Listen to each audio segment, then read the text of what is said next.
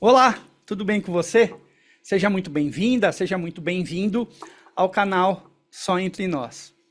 E hoje, dando sequência à nossa série Saúde Mental, iremos receber Júlia Vale, psicóloga, uma pessoa querida, para falar um pouquinho sobre a sua visão dentro dessa nossa série sobre saúde mental. E antes da Júlia se apresentar por aqui, eu peço antecipadamente para que você possa se aderir ao canal, se inscrever no canal, deixar seu comentário, sua pergunta, hypar o vídeo, se isso aparecer como uma possibilidade para você, para que esse conteúdo chegue a mais pessoas que têm esse mesmo interesse que o nosso. Então, Júlia Vale é psicóloga infanto-juvenil, trabalha com famílias também, é produtora de conteúdo socioemocional na Educa, por Rossando Klinge, e é também evangelizadora da Mocidade do Centro Espírita Luz e Conforto em Itupeva. Júlia, seja bem-vinda.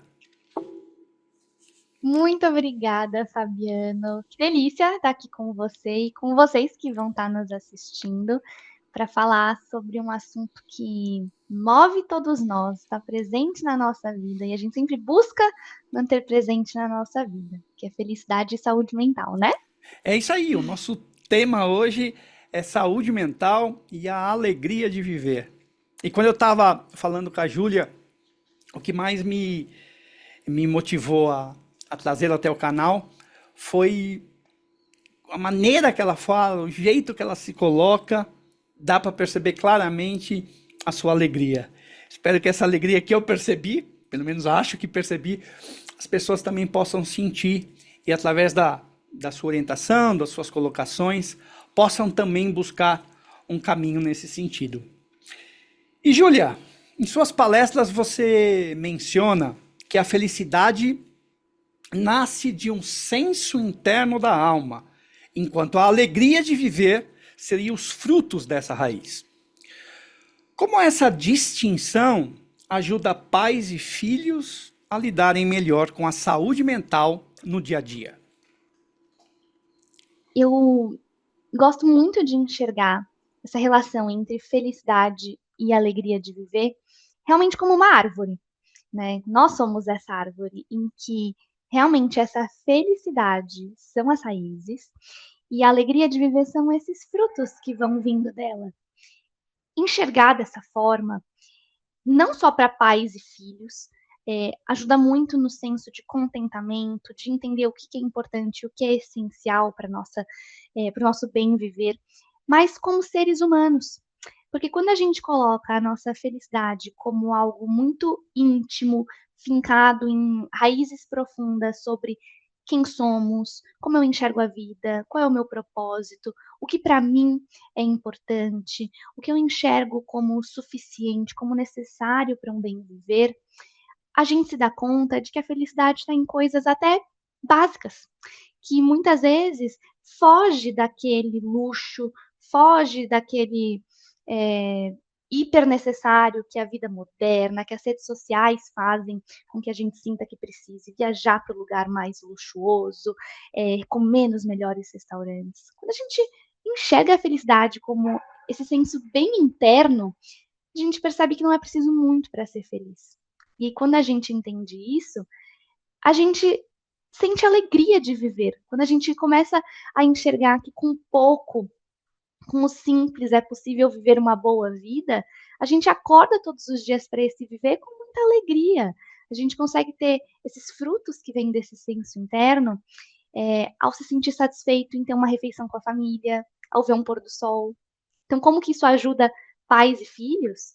Hoje a gente vive uma infância e uma adolescência que cultiva o excesso, o culto ao luxo, o culto aos excessos, de forma que uma criança abre o YouTube e vê lá um youtuber enchendo uma piscina com 1.000 quilos de Nutella, que vai no mercado e gasta US$ 100.000 em bala, que viaja para Disney quase todo mês.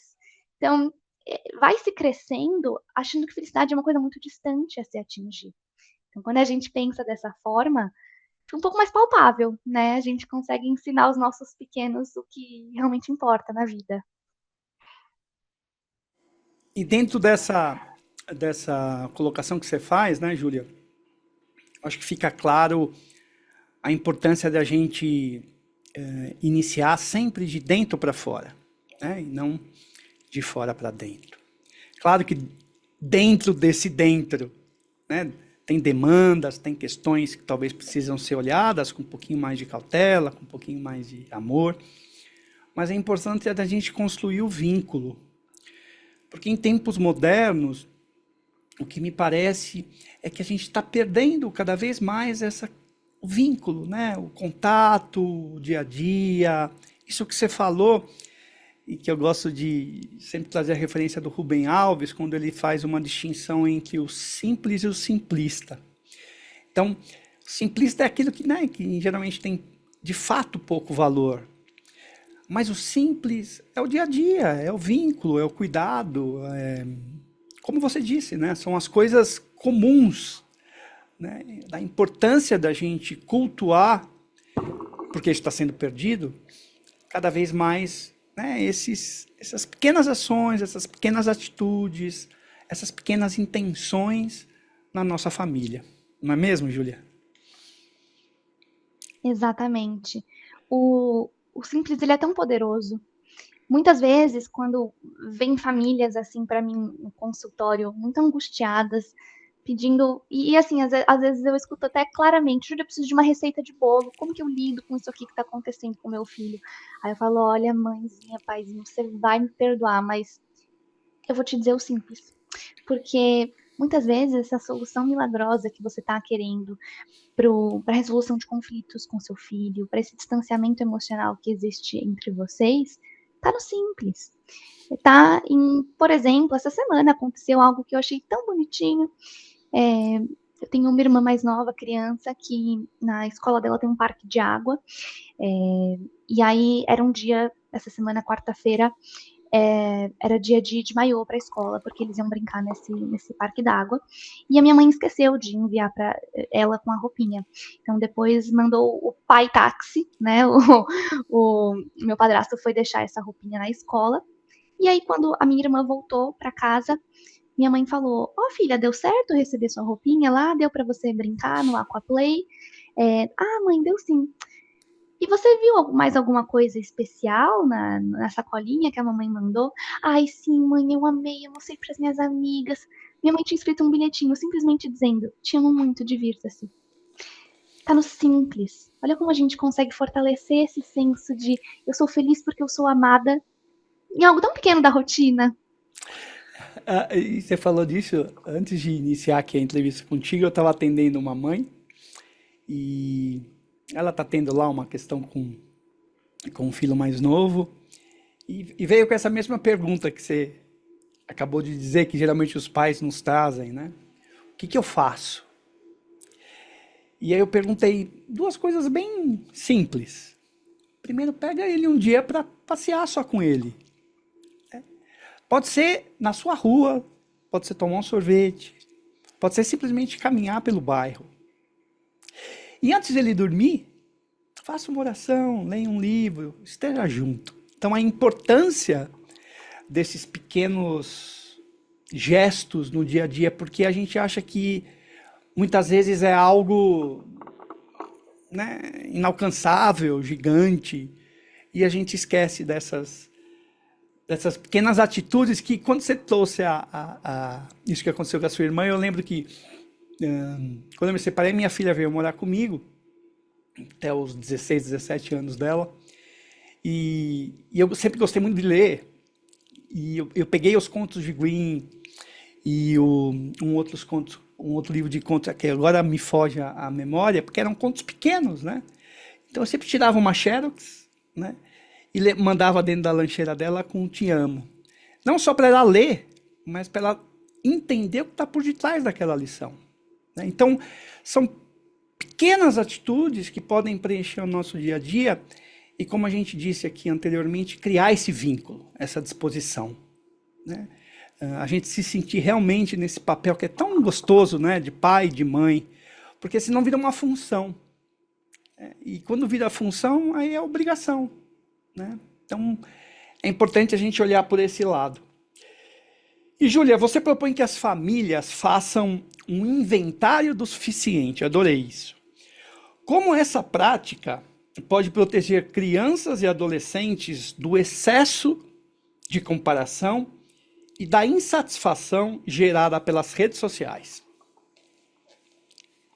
Excelente pergunta.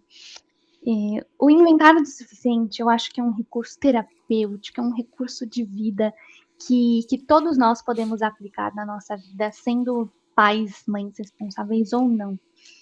De novo, né? Essa vida cada vez mais nos faz achar que é preciso muito para ser feliz. É preciso muito para se atingir um nível em que a gente fala, estou satisfeito. E assim, vamos fazer uma comparação com tempos atrás. Antes bastava que a gente, né, se a gente for pensar nos nossos pais, nossos avós, nossos bisavós até, bastava chegar em segurança do trabalho em casa. Bastava ter uma refeição com um arroz, um feijão e um terceiro elemento. Ou se não tivesse também, estava tudo bem. Bastava sentar-se todo mundo à mesa.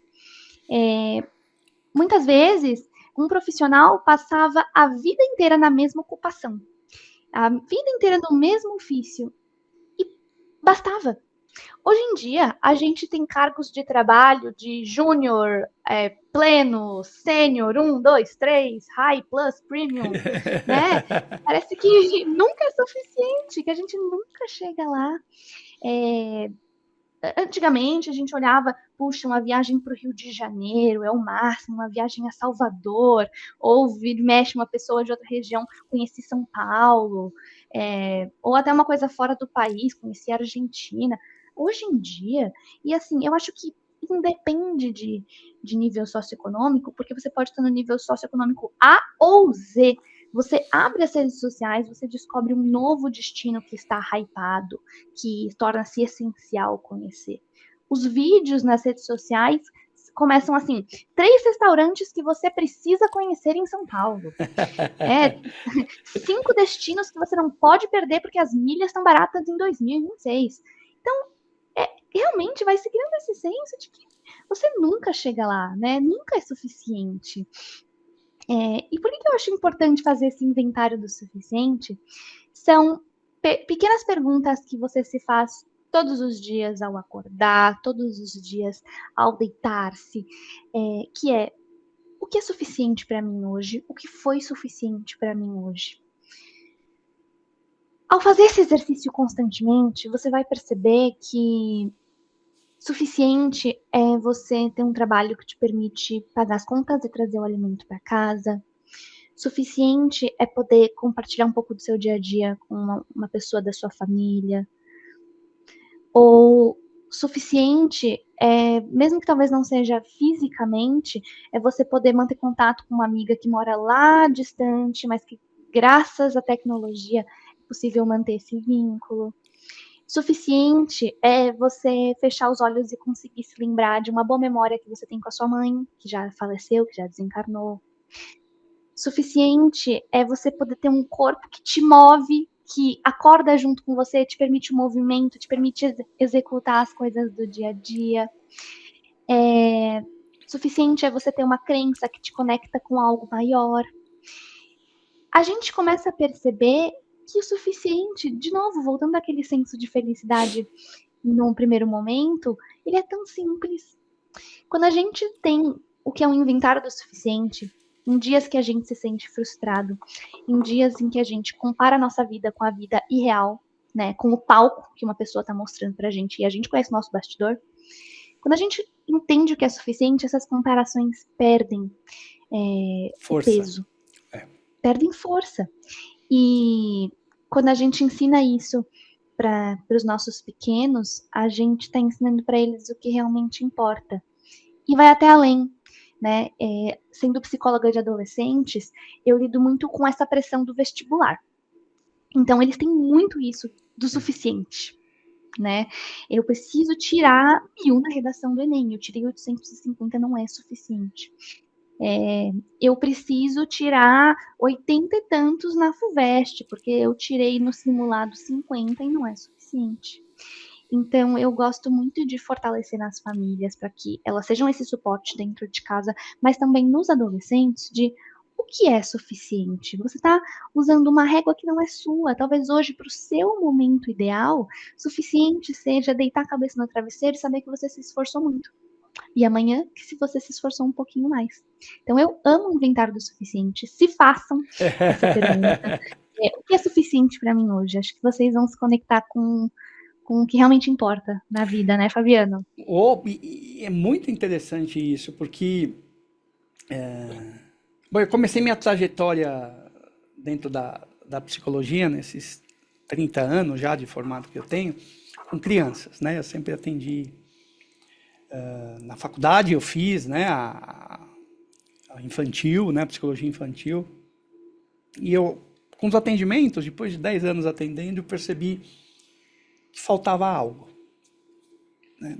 Trabalhar só a criança, e só aqui, não só no sentido do português mesmo, né, gramatical, não era suficiente, porque tudo aquilo que a criança demonstrava tinha muito a ver com aquilo que ela vivia em casa, ou seja, na relação dos pais.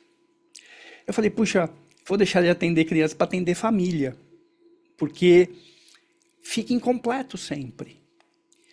Eu acho que essa é uma observação, né, da importância de que mesmo a criança em terapia, o que é muito necessário, ainda mais nos dias de hoje, os pais também buscarem uma ajuda, se não com, né, num setting familiar, mas de repente numa terapia individual. A importância desse autoconhecimento nessa manifestação do simples, porque eu só consigo encontrar a direção se eu estou disposto a buscar o caminho, né? Para mim, como lá como chama aquele na Alice do País das Maravilhas, né? Tem um momento lá que ela está perdida, né? E ela olha para cima, tem o gato, né?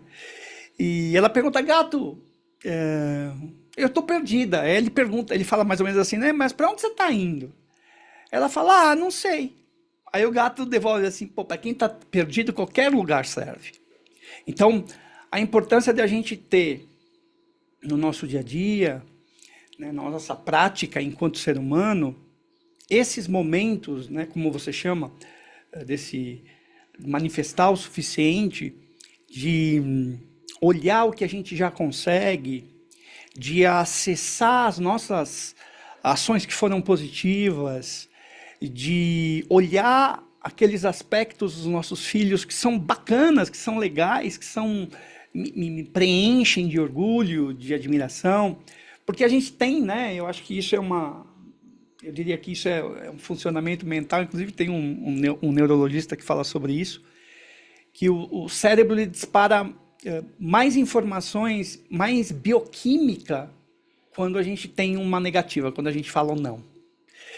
E a gente esquece de falar o sim. Então, esse inventário do suficiente, eu acho que vem muito ao encontro desse olhar, da gente olhar para o que existe, de sentir esse senso de gratificação com as conquistas que já foram alcançadas, né? com proporcionar o melhor que eu tenho, como diz o Cortella, né? Enquanto eu não tenho condições melhores de fazer melhor ainda, proporcionar o que eu tenho nesse momento, que é com amor. Então, é um pouco o que o Winnicott falava também, né? Dessa qualidade das relações, da gente poder fazer realmente o que fica. Né? Acho que o próprio Rossandro ele tem uma fala, se eu não me engano é dele, que ele diz que as pessoas que nos foram importantes não foram aquelas que nos deram presentes, foram aquelas que nos deram afeto. De quem a gente lembra na vida, né? Então são aquelas pessoas que nos foram importantes, que tiveram uma atitude significativa em relação a nós, né, Júlia? Exatamente. E enquanto você estava falando, eu lembrei de uma série do Netflix que chama Zonas Azuis. Tem um nome mais completinho, assim, mas tem Zonas Azuis no título. É uma série que busca investigar 5 zonas do mundo em que mais tem pessoas centenárias. Então, lugares do planeta onde as pessoas vivem mais. E por que elas vivem mais e melhor lá? E uma das. Eu não vou contar tudo, porque realmente deixo super de recomendação para que assistam. Não vou entregar todos os segredos aqui da longevidade, mas uma das coisas que eles observaram que é determinante para um bem viver por mais anos é a qualidade das relações. Nessas zonas que eles foram investigando, percebeu-se muito o senso de comunidade e de estar, além de outros cuidados com o corpo, clima, etc., uma coisa determinante é a qualidade das relações, esse senso de estou acompanhado de boas pessoas que me fortalecem. Então, algo até que contribui para a gente fortalecer o nosso senso de felicidade é a gente olhar para essa qualidade das relações, né? Nós, Exatamente. como responsáveis, olharmos para os nossos filhos e olhar com bastante criticidade, assim, né? Quem são as pessoas que os cercam? Puxa, sei que tem uma briguinha na escola ali, outra aqui, sei que tem um episódio, que tem uma exclusão aqui, etc. Mas como que tá essa qualidade dos vínculos dele, né? Olhar para isso é olhar diretamente para nossa saúde física e mental, ao passo que, como você disse, tudo é hormonal, né? Tudo é neurotransmissão de bons sentimentos e que contribui diretamente para nossa saúde integral. É isso aí, é por aí mesmo. A importância da gente estar olhando para essa questão, né? A nossa responsabilidade enquanto pai, enquanto mãe, enquanto educador, né? É uma tarefa tão bonita, Júlia, né? Assim, eu me sinto tão o meu, certa vez o meu analista, vou revelar uma inconfidência aqui. O meu analista falou assim para mim: Nossa, você é um excelente pai, mas você é um péssimo marido. E é um pouco isso, né? É gostoso ser pai, é gostoso você estar nessa função, exercer o que você gosta com amor, né? E vamos lá, né? Senão eu vou começar a chorar. De que maneira incentivar os filhos a servirem, seja em tarefas domésticas ou no voluntariado? Então, que maneira de incentivar esses filhos contribui para que eles se sintam úteis e, consequentemente, mais felizes, além de mentalmente saudáveis? Não tem como falar sobre servir sem falar sobre alegria. E aí eu deixo uma pergunta para os pais. Como que vocês fazem os trabalhos dentro de casa? Como vocês fazem as coisas simples do dia a dia que, olhando por uma perspectiva maior, é servir ao seu lar? Toda vez quando você leva seu filho na escola, você vai rabugento, que teve que acordar cedo, todo dia a mesma coisa. Toda vez quando você faz aquele santo almoço na pressa entre reuniões, qual é a sua postura em que você faz isso? Quando você pede para o seu filho arrumar a cama, né? Ou vou até trocar a palavra porque certas obrigações não são pedíveis. São quando você diz para o seu filho arrumar a cama. Qual é a sua postura? Todo dia eu te falo para arrumar a cama, não aguento mais falar todo dia a mesma coisa. Ou, vamos lá, você faz parte de um todo. E para que esse todo funcione, é importante que você faça a sua parte. Como que a gente pode combinar melhor de você não se esquecer de arrumar a sua cama? A forma com que a gente comunica e que a gente faz as coisas é muito observável. Então, as crianças e os adolescentes absorvem de nós. Por exemplo, por que que o seu filho vai sentir prazer em servir, em ele espontaneamente, sem você pedir, colocar a mesa do almoço, do jantar, se as únicas coisas que estão no repertório dele em relação à mesa que vem de você eu tenho que pedir toda vez, você nunca põe, etc, etc. E se quando ele põe, ele não recebe um reconhecimento, né? Puxa, eu vi que você fez isso, olha que bom, dessa vez eu não tive que pedir, ou nossa, dessa vez eu tive que pedir só uma vez. Parece que a gente vai estar batendo palminha pro mínimo? Não, gente. O nome disso é reforço positivo. A análise do comportamento explica bem, se bem que eu não posso falar muito mais sobre isso, porque eu sou bem psicanalista. Mas é verdade. É por aí, eu acho que você está trazendo algo novamente, né? Eu acho que o papo tá bom porque a gente está conseguindo falar de coisas que são simples, né? E servir começa em casa. A importância da gente preparar os nossos filhos para o futuro. E quanto mais a gente conseguir, de certa maneira, replicar essas tarefas que a gente vai encontrar naturalmente na vida em nossas casas, mais resiliência, mais competências emocionais, né? Essa criança, esse jovem, esse adolescente, esse jovem adulto vai conseguir construir dentro de si. Então, você falou no início que a gente vive um mundo onde, em geral, aquilo que tem importância, aquilo que supostamente traz gratificação é o que está fora. E isso é medido, né? Tem várias medidas, sejam dentro de um olhar mais, de repente, para restaurantes ou para viagens, enfim. Mas, na verdade, a importância real está no como nós dividimos o nosso dia a dia com os nossos filhos. O que naquele meio é de fato importante e significativo. Porque isso sim vai fazer diferença lá no futuro dele. Claro que é importante estudar numa boa escola, claro que é importante falar uma outra língua. Mas isso ainda é pouco, não no sentido cognitivo ou educacional, claro que essas coisas são importantes. Mas mais do que isso, a gente fala em relacionamento. E relacionamento, você aprende se relacionando. Então, se não existe relação dentro de casa, não vai existir fora. E ao que você estava falando também, me vem uma frase do Pablo Picasso, que ele dizia assim: o sentido da vida é encontrar o seu dom. O propósito da vida é doá-lo. Então, nessas pequenas atitudes do nosso dia a dia, a gente vai criando esse senso de propósito, né, de comunhão, de agregar na nossa rotina, né, de ser corresponsável, embora, claro, dentro de uma intensidade talvez um pouco menor, no dia a dia da família.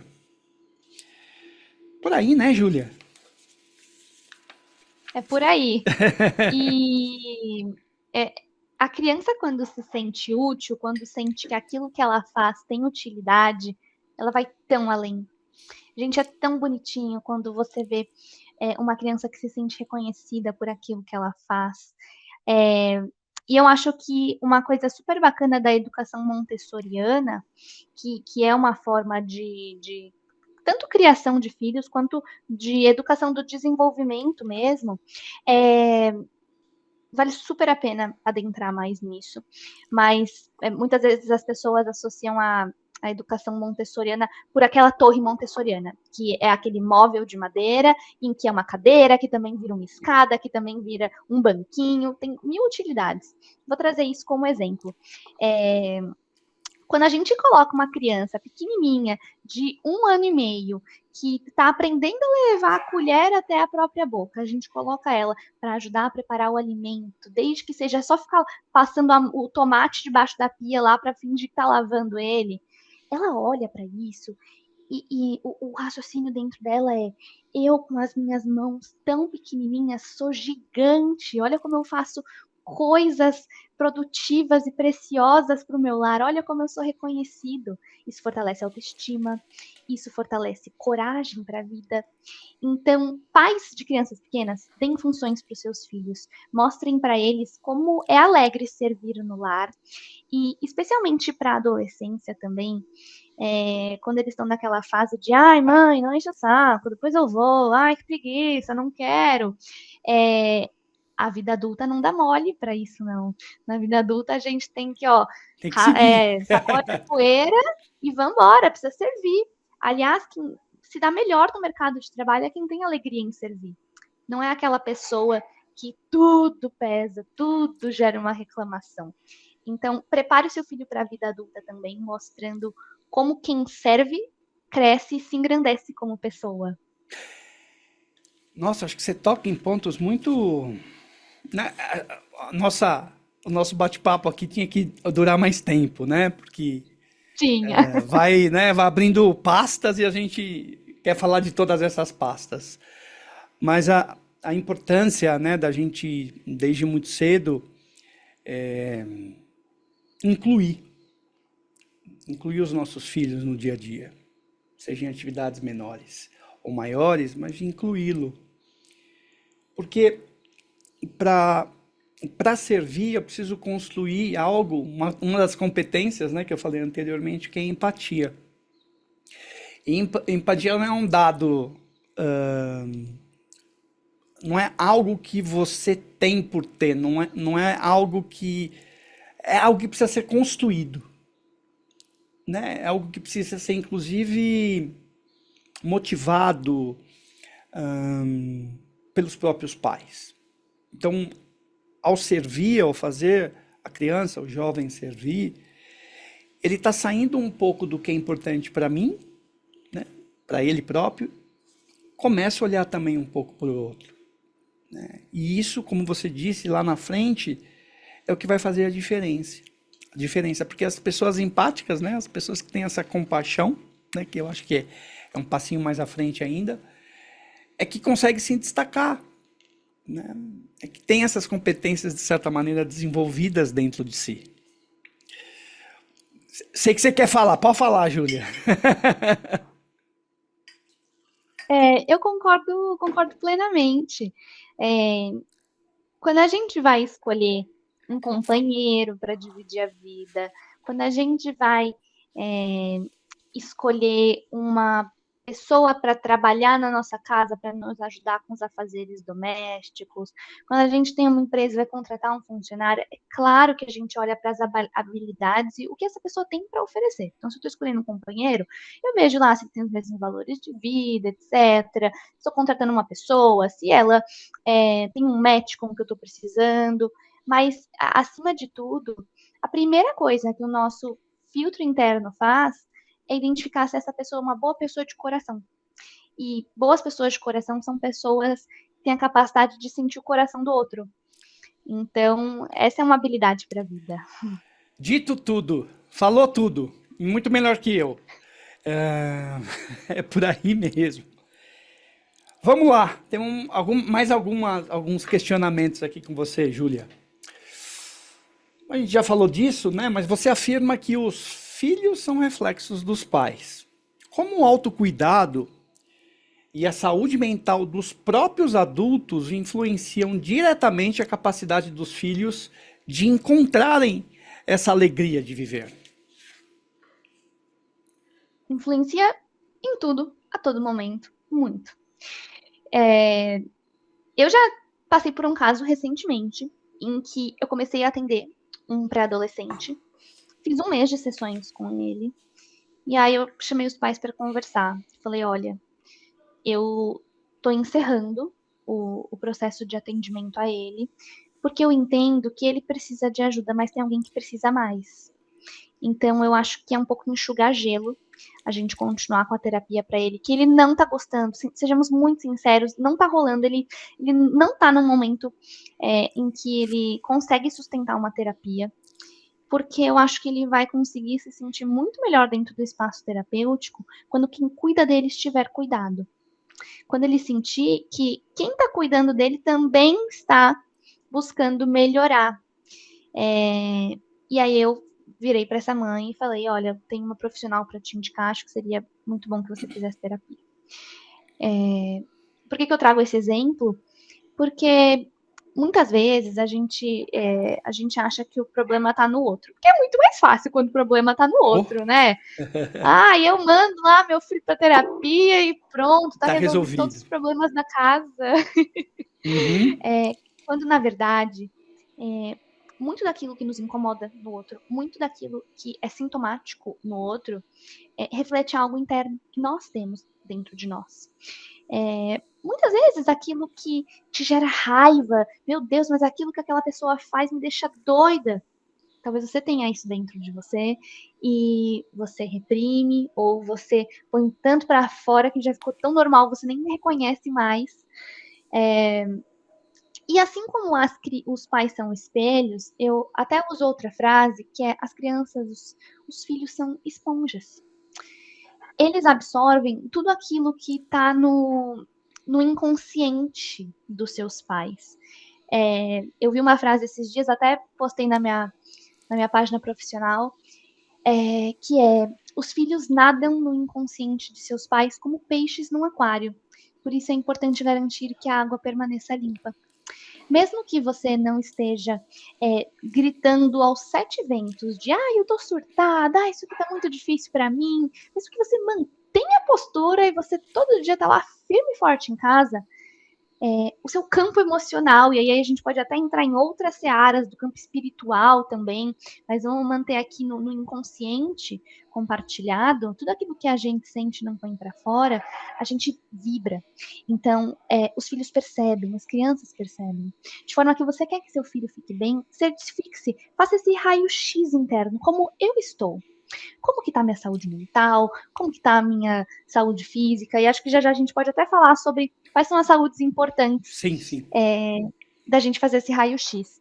Mas não tem como a gente querer que os filhos estejam bem se a sua saúde do relacionamento não tá boa, se você não se sente bem com o seu próprio corpo, com o seu próprio trabalho. Então, cuide de você. É o maior ato de amor que você pode fazer pelo seu filho. De certa maneira, o que você fala vem ao encontro do que a gente disse lá atrás, né? Que os filhos são reflexos dos pais, do ambiente criado pelos pais, e disso que não existe, né? Porque o inconsciente é algo que existe sem existir, né? Ou seja, está lá presente, existindo, se fazendo valer, e muitas vezes a gente não percebe. E só, né, pelo menos na nossa sociedade ocidental, é difícil você encontrar como eu posso dizer, uma técnica, algo do tipo que te ajuda tanto no autoconhecimento como um processo terapêutico, né? Querendo ou não, mais cedo ou mais tarde, a gente precisa passar. Até para que a gente consiga manifestar essa alegria que você fala, essa saúde que a gente vai citar daqui um pouquinho. Mas eu também queria saber, Júlia, e aí já citando Viktor Frankl, né? Você diz que quem tem um porquê suporta qualquer como. Como os pais podem ajudar os jovens a encontrar um propósito ou sentido em meio às crises existenciais da adolescência? Excelente questionamento. Parte do meu trabalho que eu faço na casa espírita a qual eu frequento, eu ministro aulas não só sobre doutrina espírita, mas também não só sobre psicologia, mas as minhas aulas com eles são um mix entre os dois. E durante o ano passado inteiro, cada ano é um tema, né? Então, o tema desse ano é adolescência. Ano passado foi propósito de vida. Então, foram aulas que a gente foi fazendo eles enxergarem o seu propósito. Ninguém saiu de lá com, eu descobri que é esse meu propósito e agora eu sou completo e isso me move. Não, mas é muito importante que a gente vá guiando, né, puxando a mão, caminhando mesmo com os nossos filhos nesse processo de fazer eles descobrirem os seus porquês. Muito se relaciona com aquilo que a gente falou sobre o servir em casa.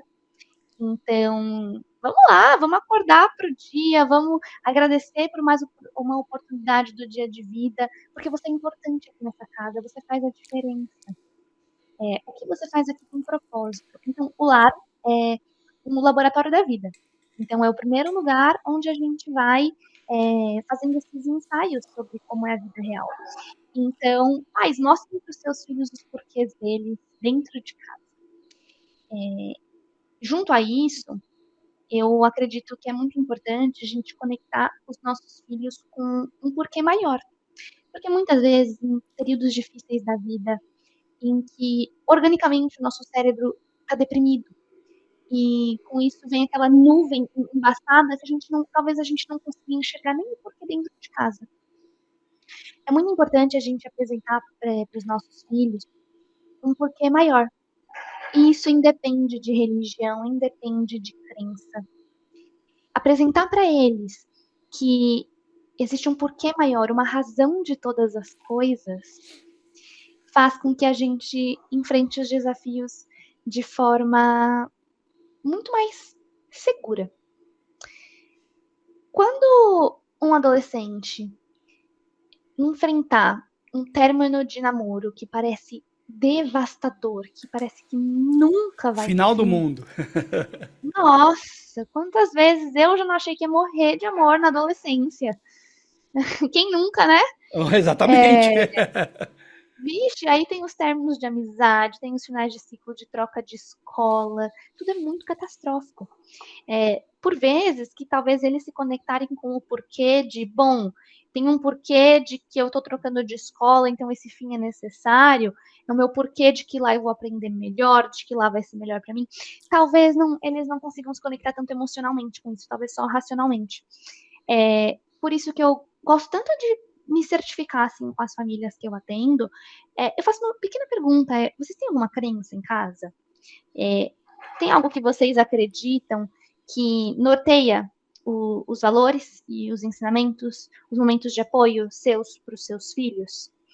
E isso faz toda a diferença, porque quando a gente se conecta com esse porquê, essa razão de que pode ser a pior coisa do mundo, mas tem um porquê, algo que vai me ajudar na minha jornada de evolução, a gente consegue fortalecer eles, né, para sustentar os difíceis da vida.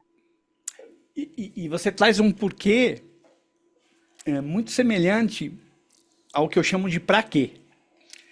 Porque a gente tende a sempre falar, né? Por que disso? Por que daquilo? Né? E, em geral, diferentemente do que você falou, o porquê está associado a algo que está no passado e que é finito, né? E que terminou, até por estar no passado.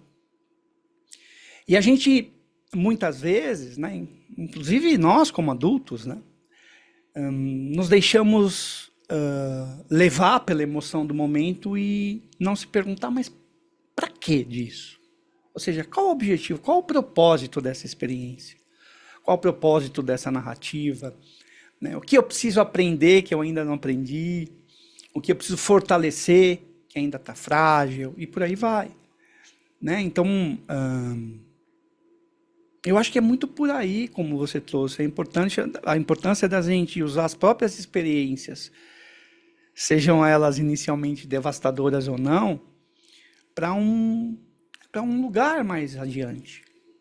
Né? E, novamente, né, a importância dos pais, educar também é isso. Né? Preparar para a frustração. Em muitas das minhas palestras, em muito das sessões que eu realizo com os pais, muitos deles me perguntam, mas o que eu posso fazer pelo meu filho? E minha pergunta, né, sempre é, frustre, promova a frustração, porque é isso que vai desenvolver essas habilidades internas. Né? Frustração não necessariamente é algo ruim, mas é um desafio. É como ir para a escola e aprender uma matéria nova. Né? É como receber um novo amiguinho na sala. É como ser recebido em uma nova sala. Então, os desafios são manifestações da vida. São dados de partida, todos nós temos, em maior ou menor grau, diante de diferentes objetos, mas a gente tem. Né? Então, a importância da gente olhar as experiências com um propósito maior, com um para quê, com um sentido. Como você bem colocou, né, Julia? Sim, isso faz com que a gente crie uma casca mais grossa assim para a vida. Mas não uma casca grossa de insensibilidade, mas uma casca grossa de eu passei por isso, mas eu aguento. E isso que você falou é maravilhoso sobre frustrar os filhos, né? Dê ao seu filho o privilégio de não ter, de ficar de fora, de ficar com vontade, mas não poder. Porque ter tudo em excesso cria um vazio enorme, cria uma falsa sensação de que tudo é possível, de que o mundo sempre vai cair aqui, ó, na palma da minha mão. E a Uma, vida não é assim, uma ilusão, né? uma ilusão. Então, maravilhoso isso que você disse. Pais, frustrem seus filhos. Quem dizia isso era o finado Isamitiba, um educador, um psiquiatra educador, que atuou muito nessa área. Inclusive, ele foi meu paraninfo na minha formatura. Então, era uma pessoa que, talvez um dos primeiros aqui no Brasil, que me inspirou a trabalhar com jovens. Bom, por fim, Júlia, vamos brincar aí um pouquinho com as saúdes. Para uma saúde plena, você sugere olhar para a saúde espiritual, emocional, social, intelectual e física. Por que é fundamental que esses 5 pilares estejam em equilíbrio no desenvolvimento infanto-juvenil? Acho um ótimo assunto para a gente fechar com chave de ouro, assim. Quando a gente fala sobre alegria de viver, sobre um bem viver, sobre uma vida com saúde mental integral, nada é isolado, tudo é conectado. Nós somos seres de muitas instâncias. A gente não é só corpo, a gente não é só mental, a gente não é só espírito. A gente é esse composto todo. Então, para a gente pensar numa saúde mental infanto-juvenil, eu acho que é importante a gente fazer esses checks. Então, pais, se perguntem como que o seu filho está em relação a essas saúdes. Mas antes de tudo, como você está em relação a essas saúdes? Estar bem para criar bem. Começando pela saúde espiritual. Como que está a sua conexão com esse algo maior? Chame do que você quiser chamar. Como que está a sua conexão com a espiritualidade, no sentido de ter uma confiança na vida, de se sentir conectado a um todo maior? E se você tem uma religião, a gente sabe que não é frequentar o estabelecimento que te faz mais próximo ou mais conectado, como um fator decisivo. Claro que muitas vezes pode ajudar, mas como que está o seu praticar dessa religião sua que você acredita? Se você, por exemplo, é espírita, como que está a sua saúde espiritual no praticar da caridade? Como que está a sua saúde espiritual de criar momentos para falar e praticar espiritualidade em casa, como um evangelho no lar? Católico, missa, evangélico, culto.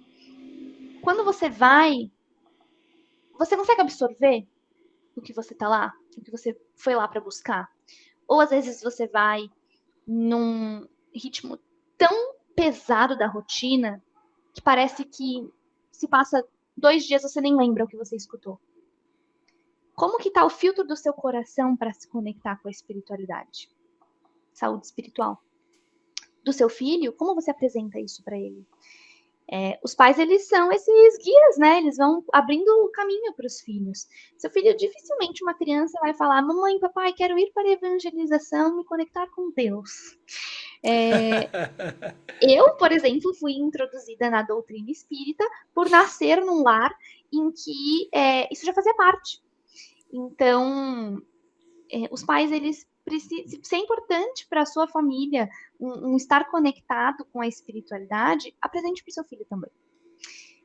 Saúde emocional. Está muito relacionado com inteligência emocional, com resiliência. Como que está a nossa capacidade de passar por situações difíceis e a gente se manter inteiro depois de passar por elas? A gente é uma pessoa reativa. Somos pessoas, em um termo em inglês, né, easygoing. Então, que mais leve com a vida, as coisas acontecem, fico triste, fico frustrado, mas evito guardar mágoa, busco trabalhar o perdão, busco o autoconhecimento. Tudo isso faz parte de saúde emocional. Como que está a saúde das suas emoções? Como eu lido Como se com os fosse... ressentimentos, né? Vixe, isso aí daria para escrever um livro maior que a Bíblia, talvez.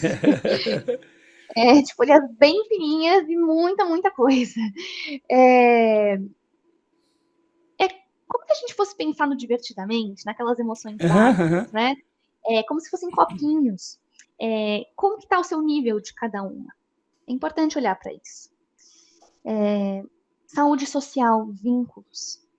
A vida adulta nos leva para um lugar de distanciamento das amizades. É tão difícil manter proximidade quando o trabalho nos puxa, quando cada um se muda para um lugar, quando cada um constrói seus próprios ciclos com as famílias dos amiguinhos da escola do filho.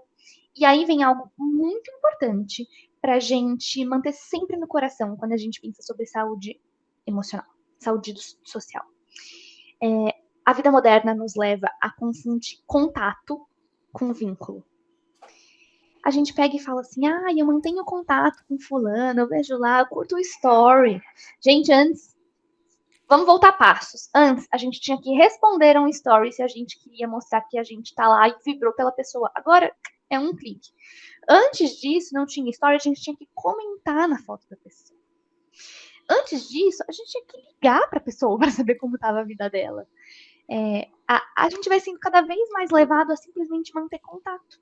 E você percebe que na sua vida você tem 200 contatos, mas quantos vínculos? Saúde social é você ter vínculos. Ontem mesmo, à noite, estava conversando com a minha mãe e com a minha irmã do meio, que é adolescente. E aí, sempre tem uns papos meio doidos, assim, meio fora da caixinha. Minha mãe é psicanalista e a minha irmã tá super para ser engenheira, mas tem cabeça de psicologuesa, assim, acho que por estar aqui imersa. E aí, ela começou a perguntar sobre as amizades da minha mãe. Falou assim, mãe, que amigo seu a gente liga pro seu velório, caso você desencarne? Tinha acabado de voltar do centro ontem à noite. Aí minha mãe falou.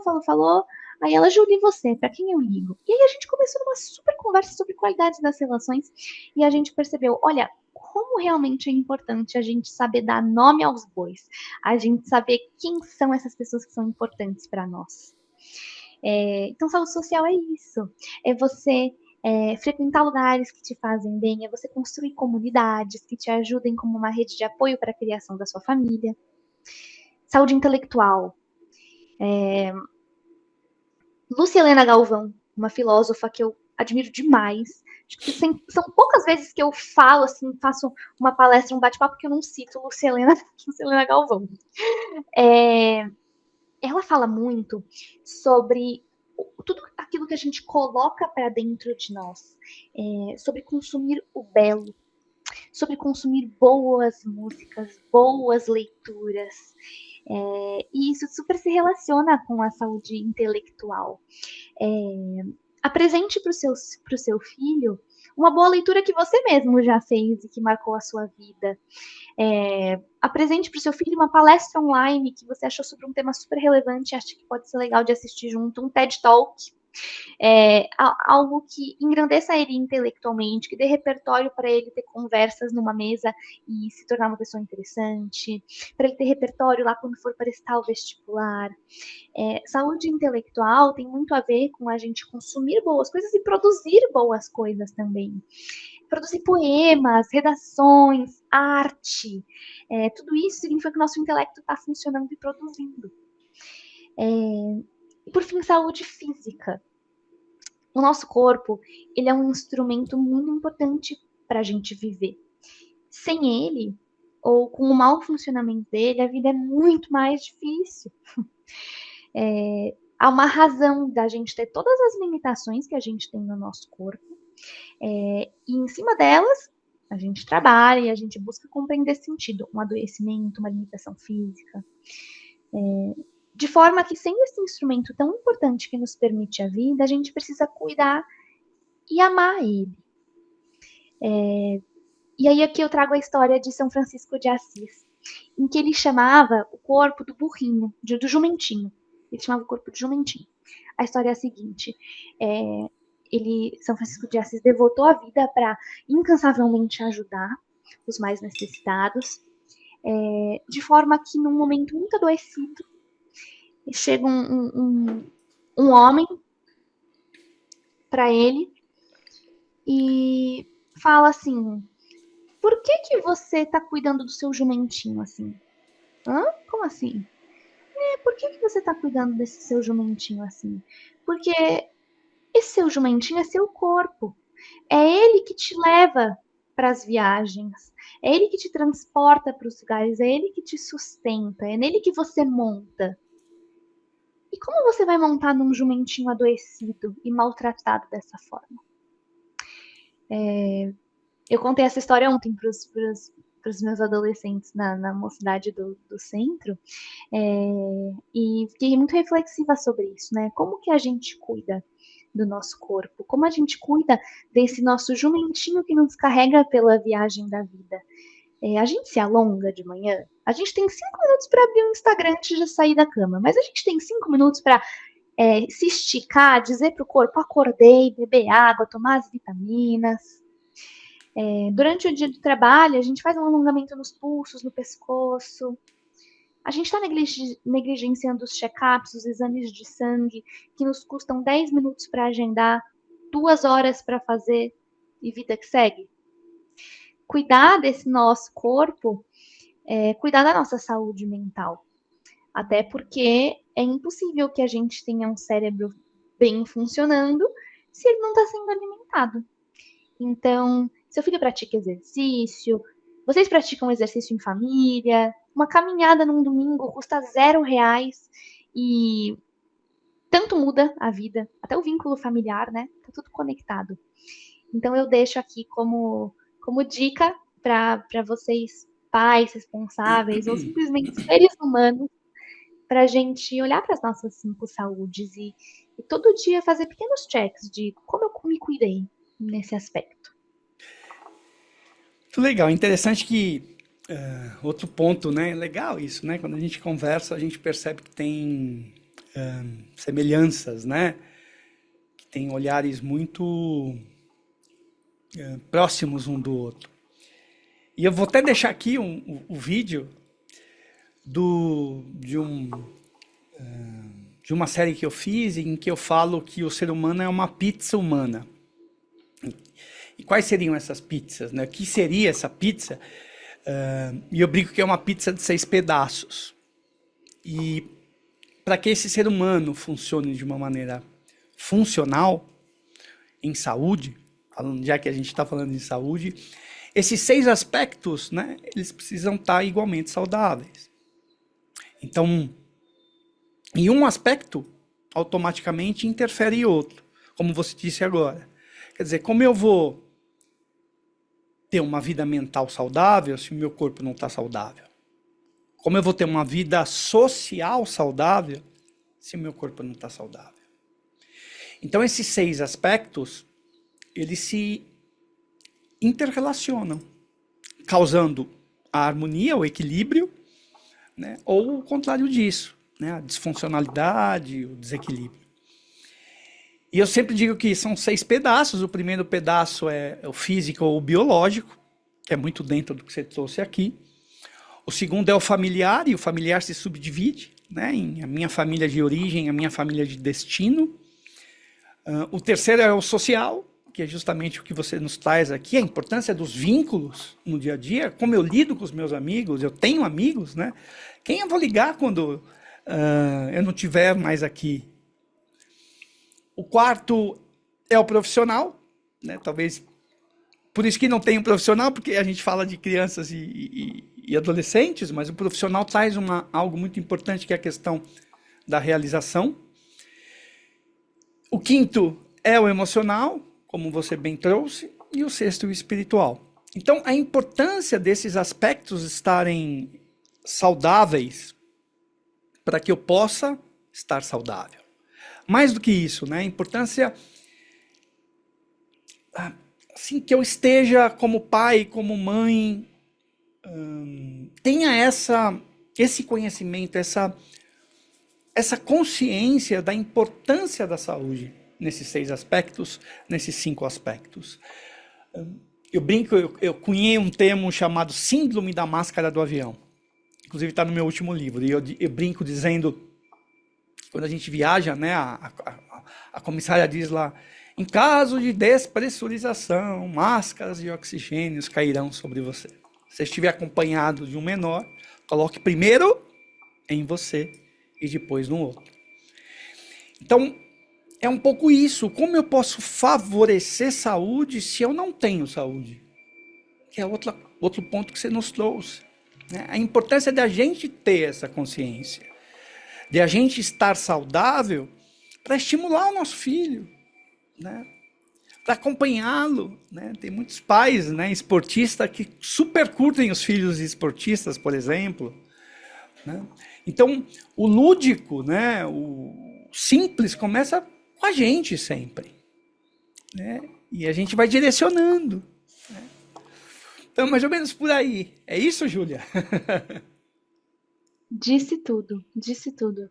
E eu achei muito interessante esse sexto pedaço da pizza que você trouxe, que é a saúde do trabalho, né?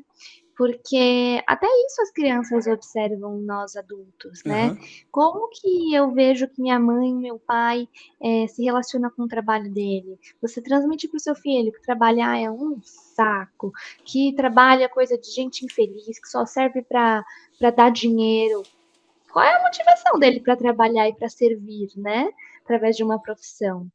Então, como sempre, olhar para essas saúdes e buscar nos colocarmos como um exemplo, não simplesmente porque eu preciso que meu filho seja feliz, então eu vou lá e vou fazer por mim. Não, o primeiro ponto é porque você também, pai, mãe, pessoa que gera, cuida, né, da vida de um ser humano, merece ser feliz. Todo mundo merece ser feliz, independente de qualquer trajetória de vida, independente de erros, de acertos, de falhas. A alegria de ver é destino de todos. Então, é muito importante a gente manter isso sempre no nosso coração. Fazer por nós. Enfim, é a síndrome da Da máscara do máscara do avião. avião. É, Júlia, muito obrigado. Eu acho que esse bate-papo vai ter continuidade, pelo menos assim eu espero. Foi muito sim, sim. gostoso te escutar. Eu acho que você fala com propriedade, você fala com naturalidade. Eu acho que isso é importante para as pessoas que nos assistem. Porque todos nós, né, claro, temos ainda algo a aprimorar, ainda algo a melhorar. Então, que a gente possa minimamente usar, utilizar, acho que é melhor, o que nós falamos aqui, no sentido de nos ajudar. E esse é o grande objetivo do canal Só Entre Nós. É levar informação no sentido de ajudar pessoas.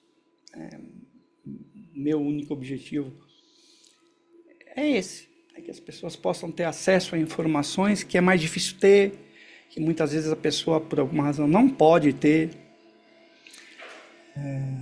Que o dia a dia talvez é mais atribulado, mais congestionado, impeça, aí eu posso colocar o vídeo, o áudio quando eu estou lá no carro, quando eu estou no ônibus, quando eu estou no metrô. Posso colocar antes de dormir. Então vão dicas aí. E eu acho que assim, é importante dizer também que todo pai, toda mãe quer um lar com alegria. Mas às vezes a gente tem uma certa dificuldade de perceber que isso é construído e que depende da gente. Então, essas pequenas atitudes e outras tantas que nós não falamos podem fazer a diferença. Então, a importância da gente cultivar e cultuar essas ações simples e não simplistas no nosso dia a dia. Então, eu queria enormemente te agradecer novamente, pedir para as pessoas que nos assistem curtirem esse vídeo, deixarem aí o seu like, o seu comentário, a sua pergunta, que hypem o vídeo se aparecer essa possibilidade para vocês. E antes da gente fechar de fato, Júlia, suas últimas palavras, por favor. Fabiano, foi com muita alegria de viver que estive com você hoje. Com certeza daqui nascerão frutos de muita alegria. Então, muita gratidão mesmo. Muito obrigada enfim, estar aqui na manhã, né? Por poder começar o dia com tanta dose de alegria e por a gente poder compartilhar isso que é muito bacana e essencial para a vida, que é poder ajudar outras pessoas com aquilo que a gente tem dentro de nós. Então, parabéns pelo seu trabalho. Com certeza vamos repetir, o convite já está aceito. E muito obrigada. Obrigado eu. E nos falamos em breve então. Então, para você que nos assiste, o nosso muito obrigado e em breve estaremos de volta novamente.